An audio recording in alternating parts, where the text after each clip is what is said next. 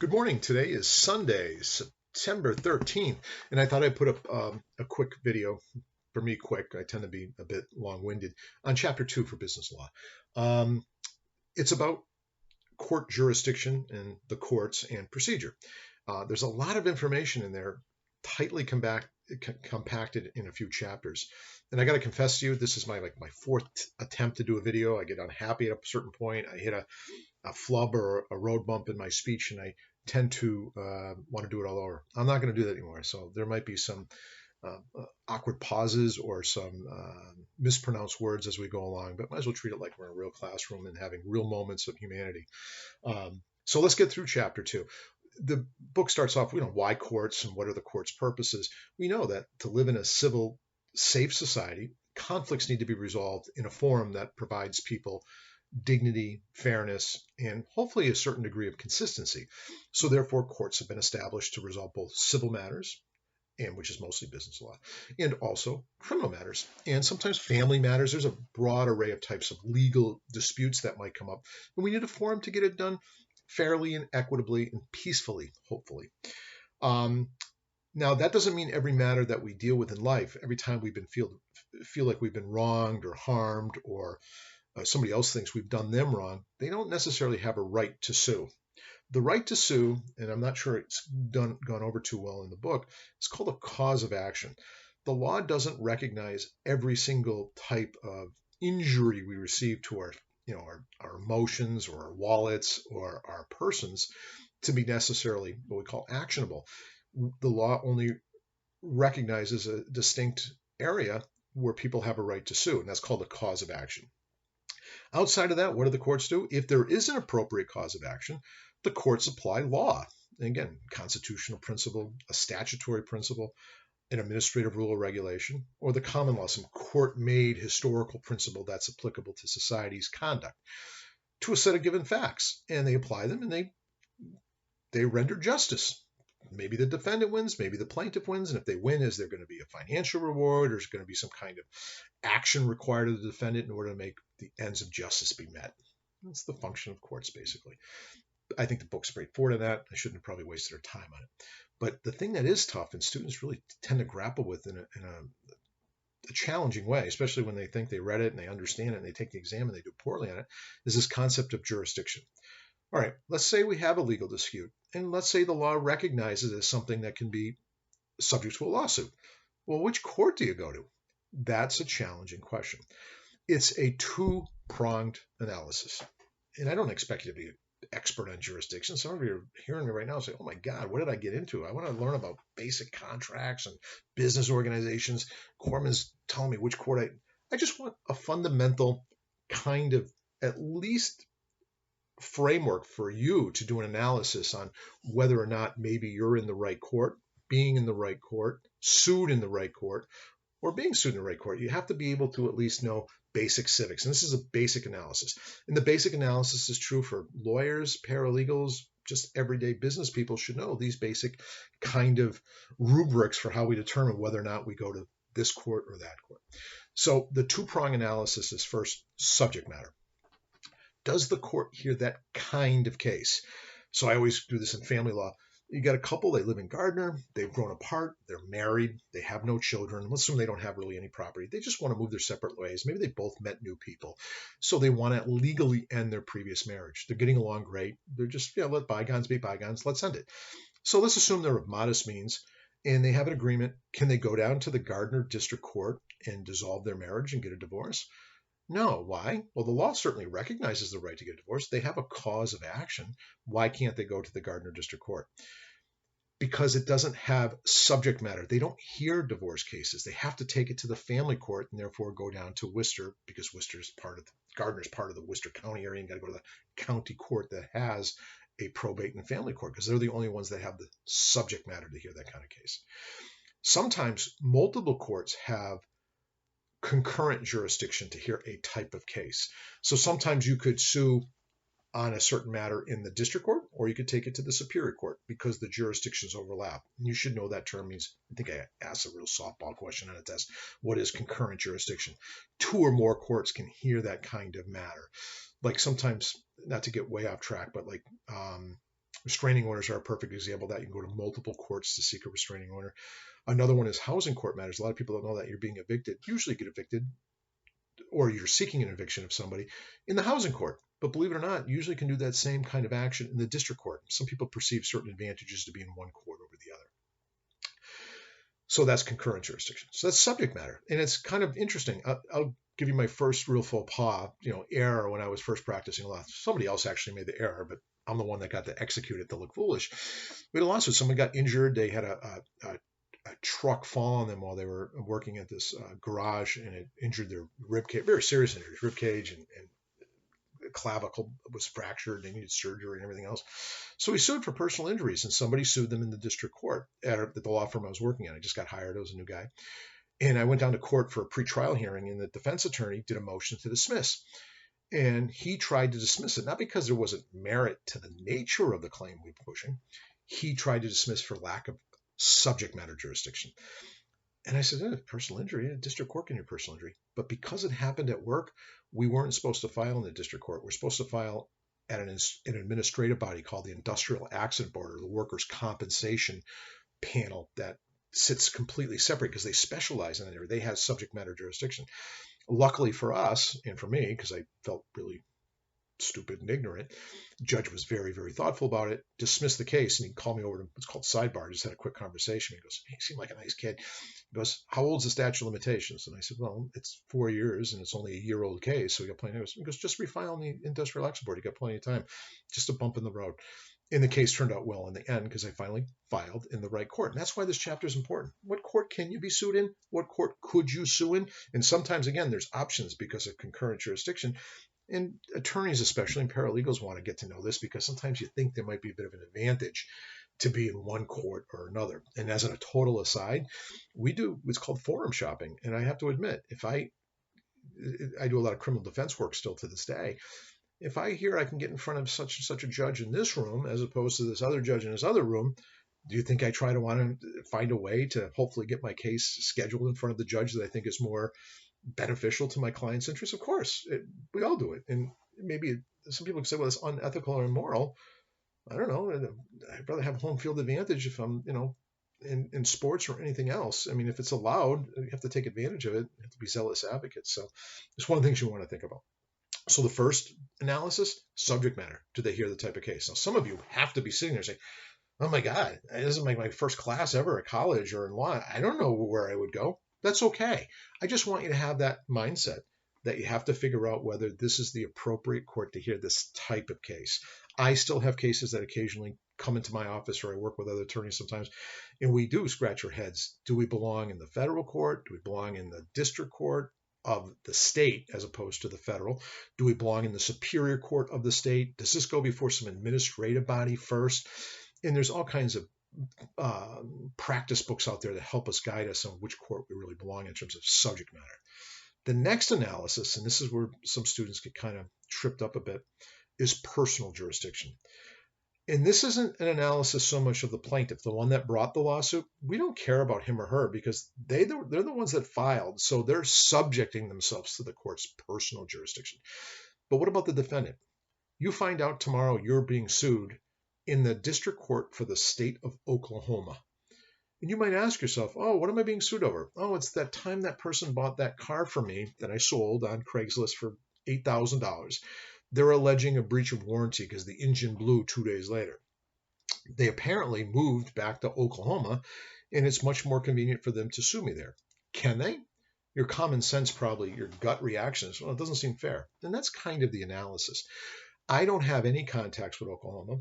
I've never done any webpage advertising or any outreach to Oklahoma residents for any kind of contract. Certainly that specific contract for the purchase and sale of my car wasn't advertised in the Craigslist for Oklahoma or the Western United States. It was specifically Worcester County or Hamden County, Massachusetts. It would seem to me that it's fundamentally unfair to allow me to be dragged into a court in Oklahoma for personal jurisdiction. Now, subject matter jurisdiction can never be waived. The court either has the authority to hear that kind of case or it doesn't.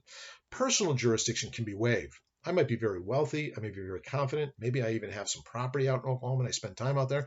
I might be willing to defend the case in Oklahoma, so I can waive my objection to jurisdiction. personal jurisdiction, not subject matter. Can never waive that. So that happens quite a bit. People will sue, and then think about it. We're on the Gardner campus is right on the border of New Hampshire, and you might get in a car accident with somebody in Gardner.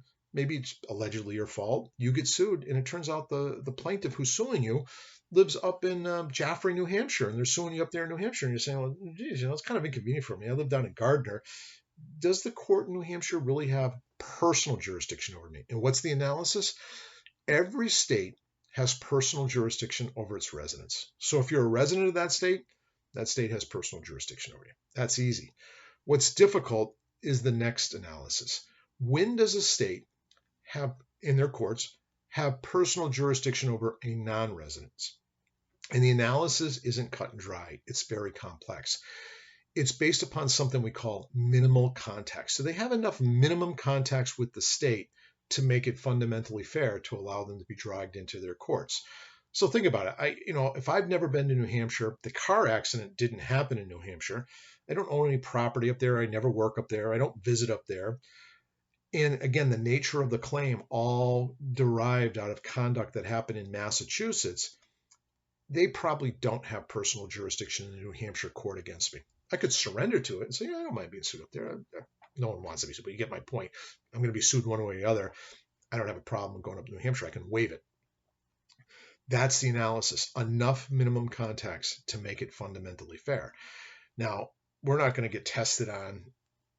I won't give you like a hypothetical. That's not a slam dunk if I do an essay question on it, because it's a gradient scale. It's not always clear. And today there's a lot of new cases coming down from the appeals court trying to determine about whether or not web activity might be enough to subject you to a state's jurisdiction, even though you don't live there or reside there. Because if you're selling merchandise on the web and you're advertising with the expectation that people from Washington State and California might be doing business with you, and there's a lawsuit over it, could you be dragged into those states? Here's a quick bit of practical advice. Those of you that are business majors and really want to get into business later, put in your contracts that if there's any dispute, they agree, the other party agrees, for any dispute, they agree to subject themselves to the jurisdiction that you want. New Hampshire, Massachusetts, because jurisdiction when it comes to personal is completely waivable. That way, if anything does come up, you know that the jurisdiction will be back home where you want it to be. So that's the two-pronged test for jurisdiction.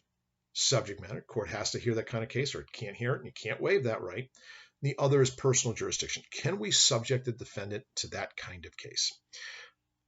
I don't expect you to know much at all about subject matter jurisdiction. I don't expect you to know which court you go to yet, because we're not covering it. That's a much more advanced timeline. It takes time to learn that stuff. I've been practicing almost 30 years, and I still think, can I bring this case in this court? Do I have to do a little analysis? And I often call the clerk's office if I can find a friendly ear, and I bounce ideas off of them, or I look for experienced attorneys that might practice in an area to short circuit having to do a lot of research.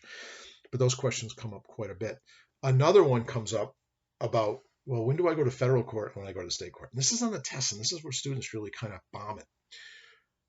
Federal court is a court of narrow jurisdiction, subject matter. They don't hear a lot of cases. In order to go to federal court, it has to be a federal question. Or there's another option. So that's the first option, federal question. What does that mean? You have to allege that somebody violated a federal statute, allegedly breached something in a federal regulation, or it deals somehow with the federal constitution. Otherwise, on that prong, you don't have a right to sue in federal court. That's why federal courts really don't have nearly the volume of state courts. Most justice is done in state courts. And you ever hear that saying goes, well, don't make a federal case out of it, because that's part of the analysis, because usually federal cases tend to be of a more serious nature because it has to be recognized under federal law. And the federal government actually has a narrow degree of jurisdiction. Remember that if you go back to history and you like that stuff like I do, the Constitution said the federal government be a government of limited authority with limited authority to hear certain matters based upon enumerated powers. Can't hear every kind of dispute. Most disputes are state law. So if I'm suing somebody over a First Amendment right, or I'm suing somebody over a Fourth Amendment right, or I'm suing somebody based upon some aviation under the Federal Aviation Administration, well, I have a right to go to federal court. Which federal court? Massachusetts? Every state in the union has at least one federal district court.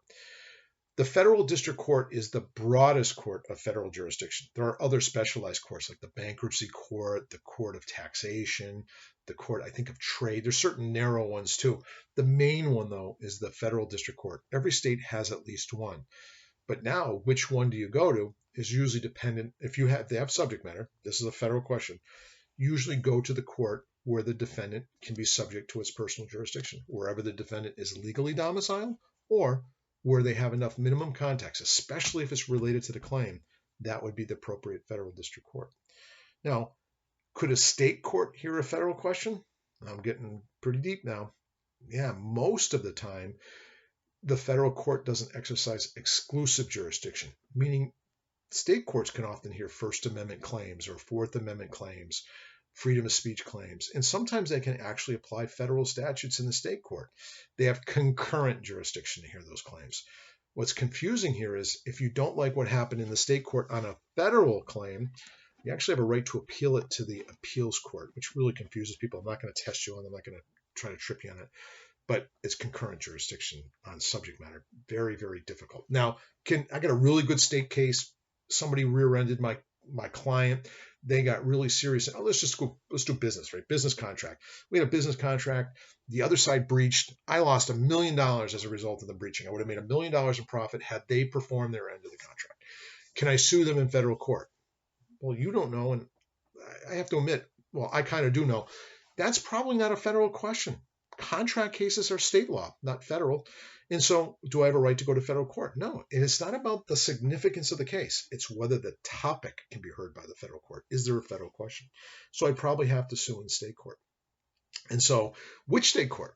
Again, then you have to get into which court would likely hear a breach of contract case. And I'm not teaching this course based upon civil procedure.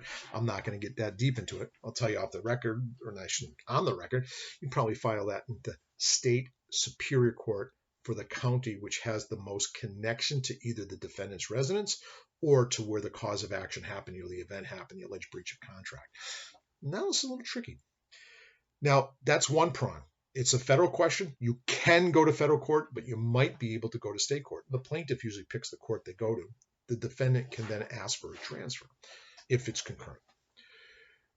The other prong, the one that I have to test you on because it's a basic civics thing and everyone should know this, sometimes you can sue in federal court on a traditional state court question. Now, I told you a lawsuit over a breach of contract for $1 million is a state question pretty much.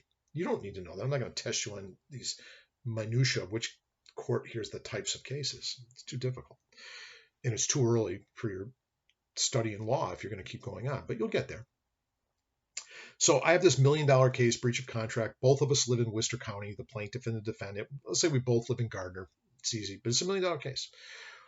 Now, what if instead of being both Gardner residents, if we were both Gardner residents, $1 million breach of contract case, I'd probably have to sue in the Superior Court of Worcester County in Worcester, Mass.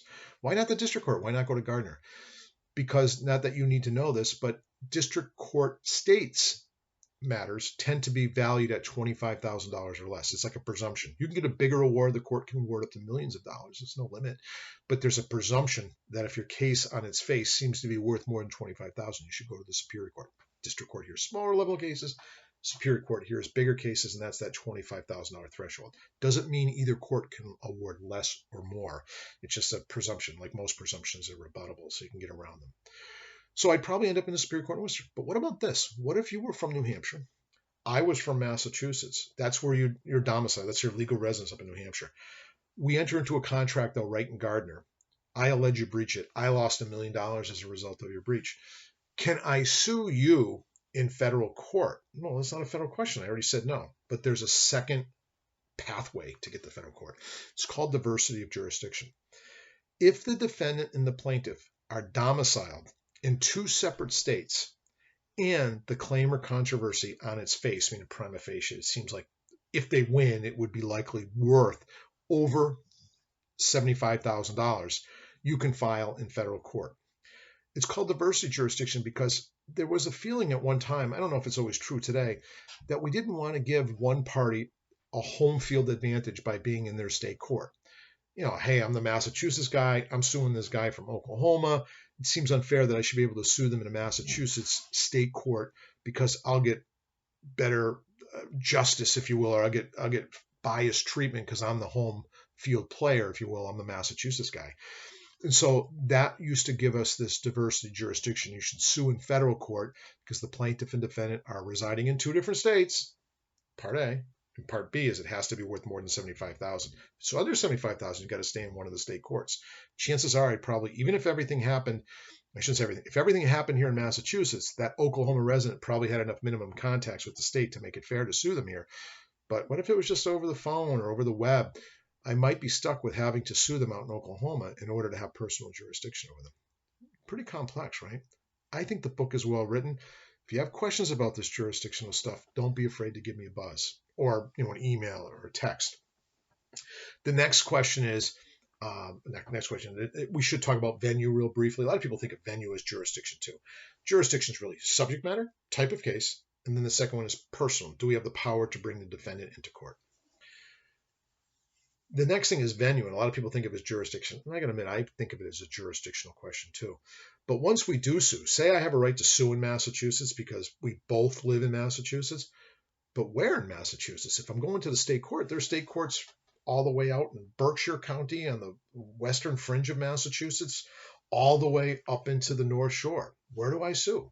Well, venue requires or requests us to sue in the location closest to where the defendant is domiciled, because that makes it fair. But even more appropriately, the analysis suggests that we should sue closest to where the cause of action arose. So if I live in Gardner, you live down in Fall River, but we entered into all the contractual agreements basically in Worcester, and that's where the alleged violation of the contract occur, Worcester probably has the most appropriate venue. But venue, probably some of you know from criminal law, can be changed or surrendered because it's unfair to keep it into the neighborhood. Why criminal am I mentioning that? Because sometimes a crime is so allegedly heinous or bizarre or gut-wrenching that all of the people of the community have prejudged the case a little bit, and it would be fundamentally unfair to have the defendant tried in that appropriate venue otherwise because of the lack of an objective jury pool. And that happened in the Sonarhart case, the bombers up in Boston during the marathon. The defense attorneys, although they didn't win, they argued that the defendant should be charged. And, well, probably I argue they should be charged too. Defense attorneys tend to go too far.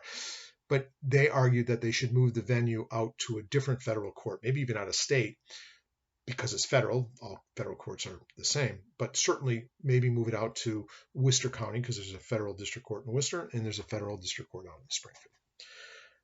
Now that brings up a little interesting thing. Some students like to want to map out in their head what the court system looks like. Again, federal court, hear federal cases. Sometimes they hear state cases if there's that diversity jurisdiction. In state courts, hear what?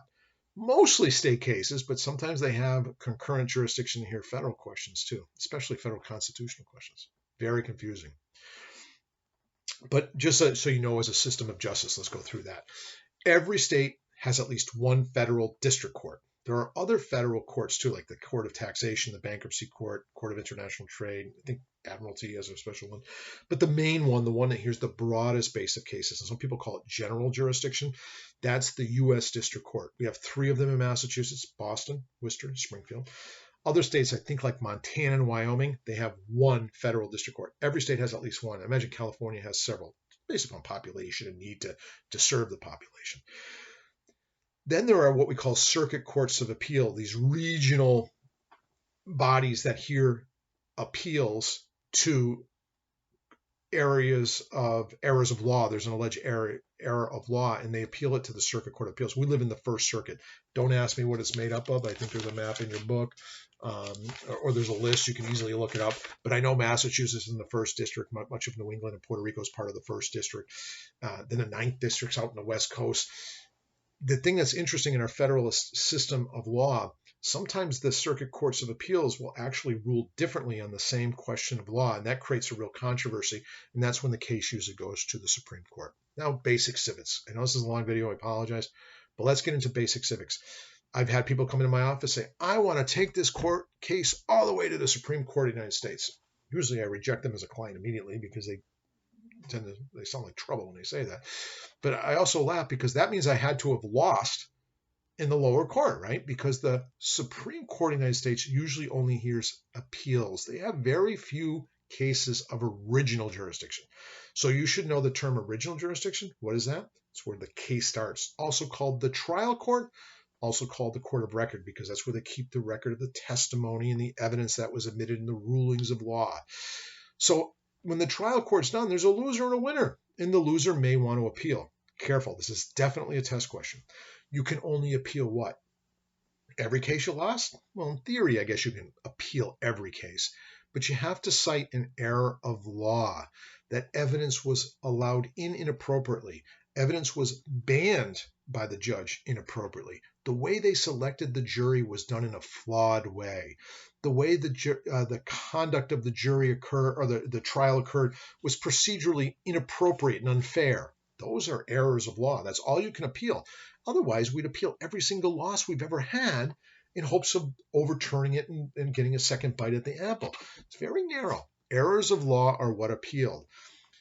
If a jury thinks that that defendant killed his wife, that's not appealable. What would be appealable is them allowing in a kitchen knife that clearly wasn't used, but it had a similar type of blade that was probably used on the defendant. And they bring it in and they put like fake blood on it. It's like dripping as they demonstrate that this, as they stab a mannequin or something like that, clearly inflaming the jurors' emotions. That might be inappropriate evidence, and that would be your appeals ground. You're not appealing that the jury found you guilty. You're appealing the evidentiary events that occurred during the trial, making it unfair. That's why appeals are very narrow. Same on the state level. So what do we have on the federal level? The highest court in the land, the United States Supreme Court. Do they have to hear every case? No. They only have a couple of cases that they must hear, very narrow. Most cases they elect to hear because people petition thousands of cases to the Supreme Court. I think I've been wrong. I think the federal law of evidence or the way in which a statute was interpreted by a judge was done inappropriate on appeal. They can't hear every one of these cases.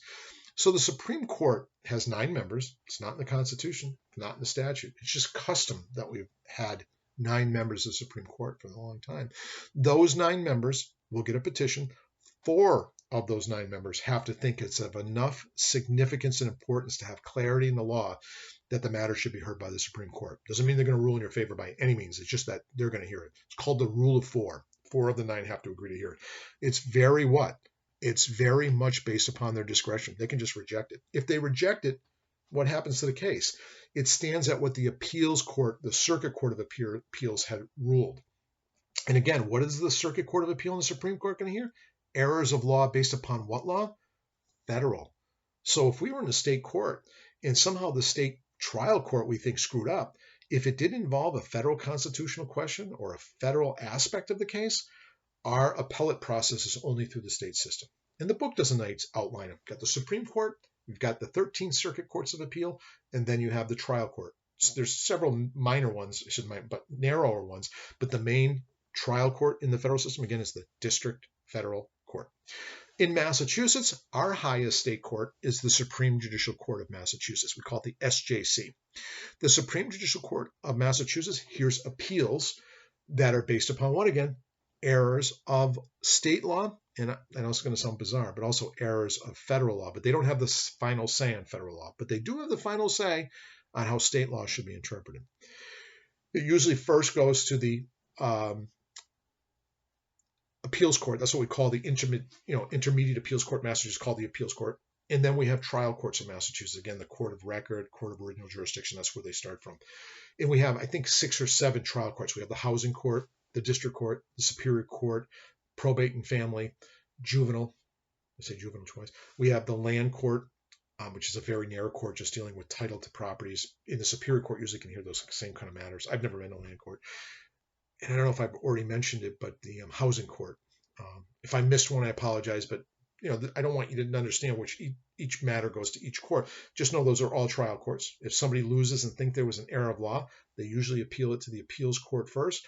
If they lose there, then they can appeal it to the Supreme Judicial Court of Massachusetts. And again, they don't always elect to hear a case. They'd have to think that is something that needs to be quieted in the law and clarity in the law, and they think there might be a potential error there, and then they'll hear the case. They always hear appeals of first-degree murder cases. Even if you don't want an appeal, they hear them to make sure there's integrity in the system.